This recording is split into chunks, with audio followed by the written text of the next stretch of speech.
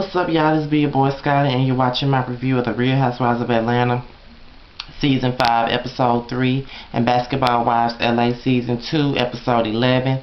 The reason why I'm putting these two videos together is because I did not get a chance to do the video for Real Housewives of Atlanta Sunday. And then I did not get to do my video for Basketball Wives LA yesterday due to the fact that I had such a terrible day. And I've been going through a lot of personal things.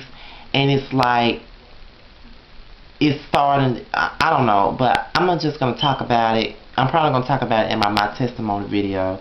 Because yesterday was such a horrible ass day. And it's like I can't fucking win for losing at this point. Like, you know, and it's kind of, you know, delving into my daily routine with these fucking videos and shit, you know what I'm saying? So, you know, I didn't want to do the video. I didn't even want to do the video today because I'm still, like, in a bad mood right now. Like, my mood isn't up to par right now anyway. You know, I just woke up and shit, and I feel like I need to just go, I feel like I just need to do this video right now, because if I don't do it now, I'm not gonna do it at all, and then it's gonna be pushed back to the end of the weekend. Ain't nobody gonna hear about Housewives of Atlanta and Basketball Wives on Thursday and Friday, because y'all will be over it by then. So, even though my mood is not the best, I'm still gonna try to give y'all the best that I got with this video today, because y'all deserve that much. Because like I had promised, because we went through some things Thursday, and you know, I had promised y'all that I was gonna try to make it up to y'all by giving y'all a video Sunday, yesterday, and today. I know I already missed 2 days already because I've been having a bad last 2 days. Don't understand it. But oh well, but if I do get the time, I'm gonna talk about it in my testimony video, because it needs to be talked about anyway. I'm just not having the best time right now. But let's start off with Real Housewives of Atlanta, since this is the show that got the most notes written down for it. It starts off with Nene and Greg getting their feet done or whatever. And you know what? I think that Nene really needs to stop fronting. I think that she really does want to be with Greg. She loves Greg. She just be trying to play it off like, you know, it don't mean shit to her. But I believe she really do want Greg. She can stop all that playing like, you know, every time he tries to woo her, she roll her eyes and smile like, girl, you know you like that shit. So why you sitting up here fronting? You know what I'm saying? And I just think that Greg wants to be back with Nene because she on the come up and she getting that money, and because he's starting to do a bit too much with the whole one aspect of trying to get back with Nene. Like, he's doing a little bit too much with that, and it is kind of embarrassing. Sometimes I put my head down when I see Greg on screen, because he's starting to do all these damn poems and shit. And most people might say that it's a nice gesture, or they feel like it's cute, but I just think that he's doing too much. And I believe he got an agenda behind it, but that's just me.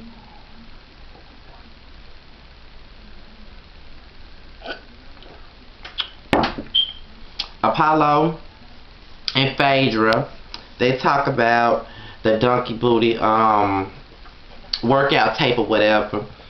And, you know, Phaedra's targeted audience is basically the women with the donkey booties. And Apollo said that he wants to do a tape as well for men. I don't think it's going to be no donkey booty tape for men. I know it's a workout tape. But I'm still trying to figure out how the hell can you have a workout tape for a big ass. You know, I ain't never heard of no shit like that. So, you know, it is what it is. You know, it's crazy. Kim continues to complain about moving. This bitch is getting on my nerves. I mean, she's become so, you know, for a long time I didn't even like Kim. But, you know, going through season 3 and 4, I did start to like Kim. But at the same point in time, you know what I'm saying, I just feel like Kim, ever since she got married to Croy, she's become such a bore and a sourpuss. And she thinks that she's above everybody, simply because her and Croy are married. Then she want to say that she didn't find out one house in Atlanta that she did. Like, I think that Kim is trying to live beyond her means. It doesn't matter if you got 4 kids living in a townhouse. It's not like, you know, your other 2 kids are, big kids. They're small kids. You know what I'm saying? Like, just go back to the fucking townhouse and stay there. You know what I'm saying? Until you find you somewhere else to go. It's not that hard. It's not as hard as you making it seem. And I just think that Kim really needs to get over herself at this point. Like, girl, get the fuck over it. Like, you're really getting on my fucking nerves with this whole situation about, moving. You know what I'm saying? Like, do what the fuck you're supposed to do with your lease. If you did what you were supposed to do with your fucking lease, then you wouldn't have this fucking problem. So, girl, just go somewhere and sit down. Like, you're getting on my nerves. You are very annoying. Like, shut up. Then, Porsha is introduced. She invites Kenya to her charity event for the Hosea Williams Foundation. It's a big deal in Georgia, because they keep saying it's a big deal in the South, and I have never ever in my life ever heard of this charity this damn foundation anywhere before. And they say it's a big deal in the South. If it's a big deal in the South, then why am I just not hearing about this? And I've been living in Mississippi for all 23 years of my life. So why the hell am I just now finding out about this foundation that's so big in the South? I ain't never heard of nothing like that. You know what I'm saying? I really haven't. But whatever. They go from talking about the charity event, and then, Porsha gets into talking, asking her a bit of personal questions, and that'll make anybody uncomfortable and feel awkward on the first damn lunch. Like, girl, like, why the hell you trying to find out about what the hell going on with my pussy and my ovaries and shit? You know what I'm saying? Like, what the hell is up with that? I mean, I don't know if it's because, you were trying to get to know Kenya outside of the charity event, because this is the Real Housewives of Atlanta. We're both, cast members, so we're going to have to get to know each other at some point. So you just trying to make small talk, or are you just that much of an airhead that you really didn't realize some of the shit that she was saying was kind of, making her uncomfortable or whatever? But who knows? I don't know. Then we go into a minute segment, and she's basically, I can say that she's kind of like a dumb blonde trapped in a black woman's body, and she doesn't really annoy me. I'm sorry, you guys. Like, I watched my boy Sean's review, and I watched Forrest Rock's review, and I just see that they both feel like, oh, and I watched B Bounty's too, and I think they all feel like she's a airhead, which she is, but she doesn't. She doesn't bother me, and a lot of people find her voice to be annoying. I don't think her voice is annoying. Like, she didn't really annoy me with her voice. I'm sorry. She just didn't. But, that's how I feel about that. And she's clearly a spoiled brat, and she gets what she wants, and she doesn't work or whatnot. But yeah, that's the introduction of Porsha, and her and Kenya meeting up for the charity event. Cynthia and Nene, they're in New York City, and Cynthia's trying to make her experience a lot of different things in New York, like the whole subway riding thing, buying a hot dog on the street, all of that type of stuff. You know what I'm saying? And that's basically what that's basically what they were doing. Like, it wasn't nothing really spectacular about what the fuck they were doing. I didn't really care about that. The only scene we got with Kandi is her moving out of her old house, and this is what I admire about Kandi. Even though she has a lot of money, she's still like a normal, regular, ordinary person. And you know what I'm saying? Like, most people that got the type of money that she got will be paying millions of dollars to probably get people to move her shit out. She got her motherfucking family,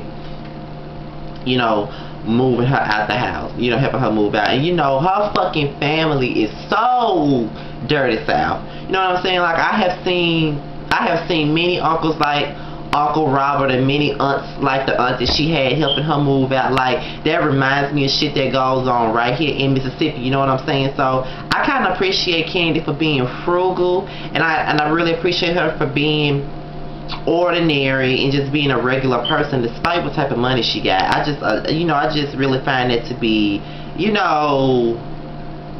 don't know what word, I just find it to be genuine, and I find it to be interesting for someone like her to have a lot of money and live the way that she does. She lives like a normal person, and she doesn't live beyond her means, and she's very frugal. So I understand it, and I like that about her.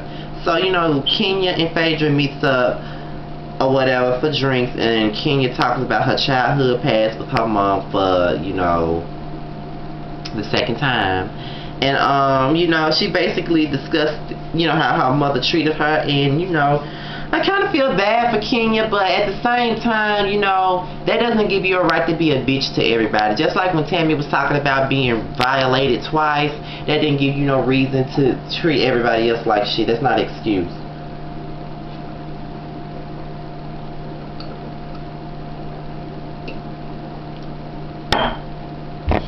Like, I felt her pain or whatever, but it's hard, you know, it's just hard for me to just be behind her with the way that she acts with people, you know what I'm saying?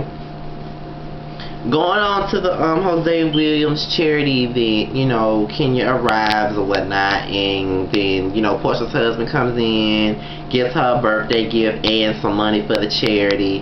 And you know, I don't know why he would come to a charity event and give her a fucking present. I don't think that was the appropriate time to be giving out gifts when this is supposed to be helping other people. You know what I'm saying? So that's the only gripe that I have with that whole situation. I just don't think that was a right time for him to give her a damn gift. I really wish that he would have waited till after the event to give her a gift, but whatever. So Porsha gets on the mic, you know, after she kicks her husband out, she gets on the mic, and, you know, she basically talks about the charity and the type of people that's at the event.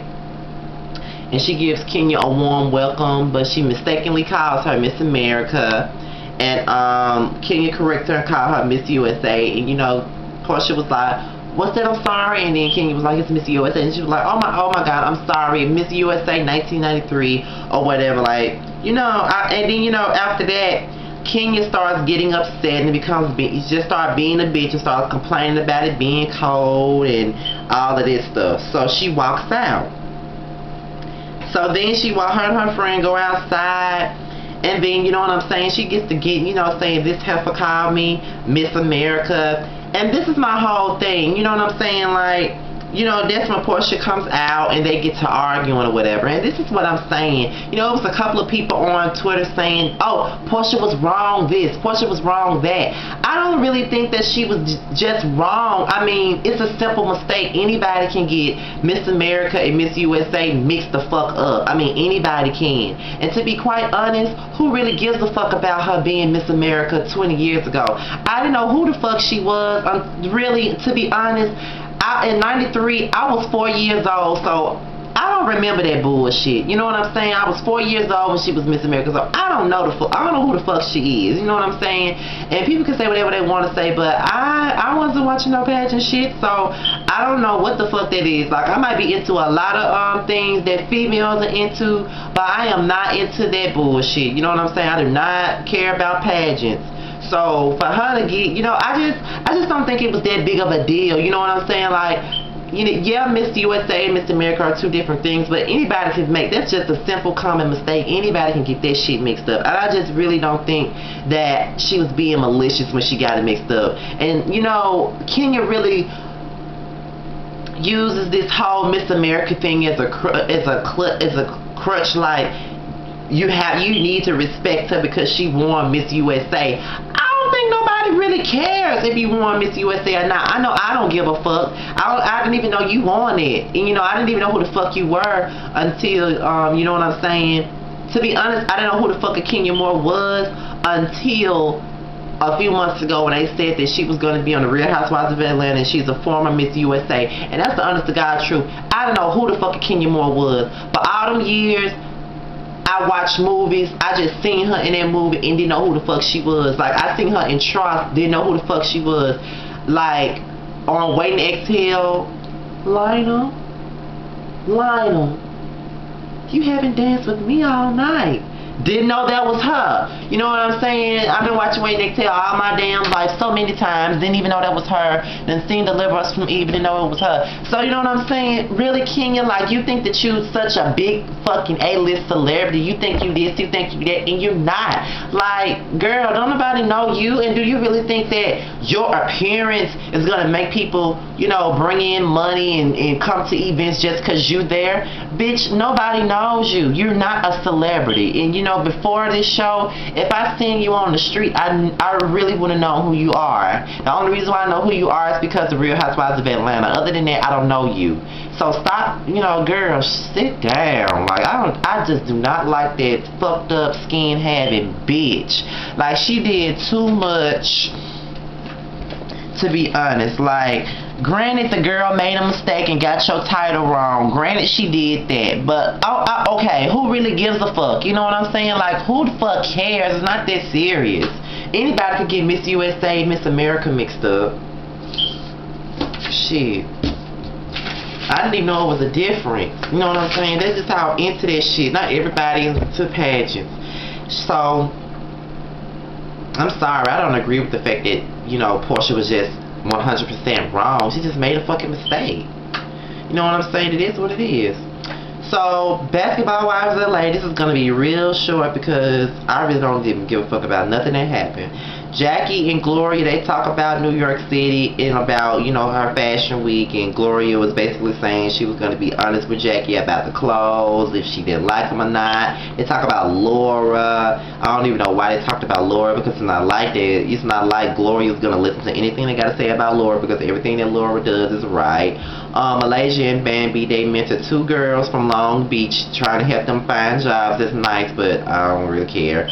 Gloria, Drea, and Brooke get body piercings. It was kind of cute to see them do something together and not have no drama, so that was nice. Gloria and Brooke discuss relationships. You know, Brooke is dating this younger guy named Vernon, and she kind of sees, you know, Gloria and Matt as a stepping stone in a way, and she wants to get advice from Gloria about how to maintain her relationship.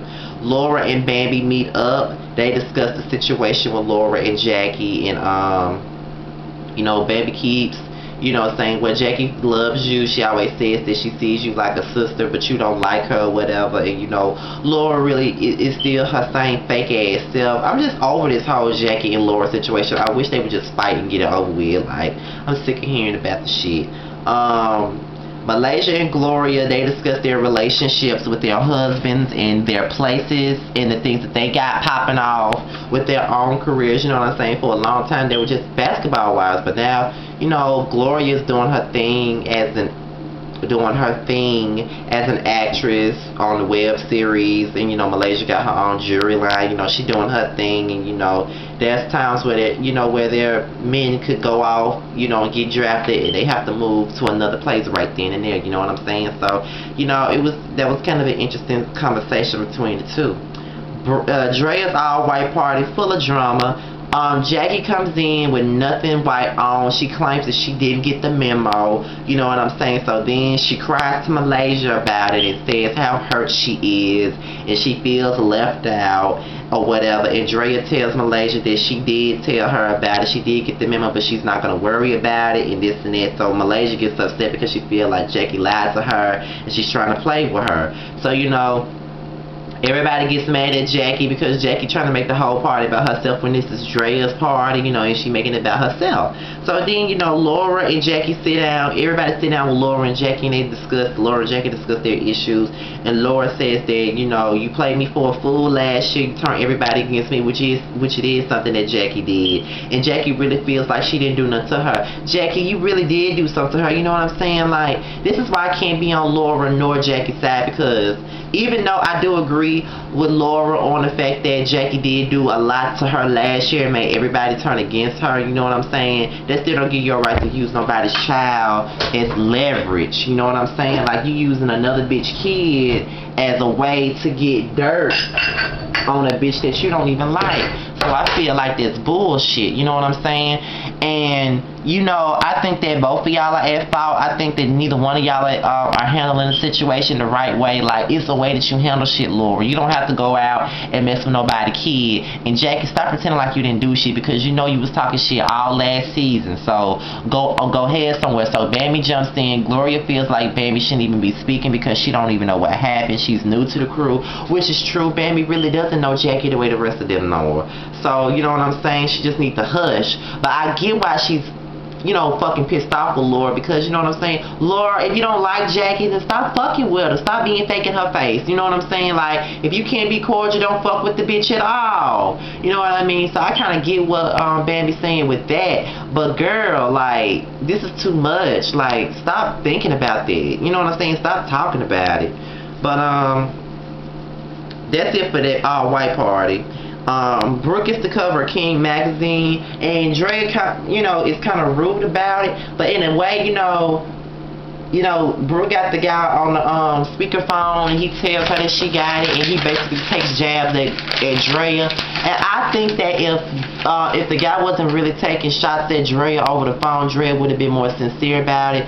But even though the dude took shots at her, I still think that Drea should have been more sincere to Brooke, and still could have been a friend and just congratulated her on her accomplishment of getting the cover of the King magazine. It does come off as her hating in a sense, because the guy basically, put her down. But just because the guy puts you down don't mean that you get to hate on your friend. Just be happy for her. Despite what you think. That's all I gotta say about the Basketball Wives LA, and that's all I gotta say about Real Housewives of Atlanta. Be sure to follow me on Twitter at www.twitter.com/Mr_still-standing without the G. Make sure you Instagram me at King_23. Make sure you do the Scotty email and MrStillStanding@yahoo.com. I'm sorry if I wasn't as hyped as I normally am on these videos, but I have not had a good 2 days, and I'm still in a bad mood. Oh, this phone ringing. But I'm out of here, you guys. Peace.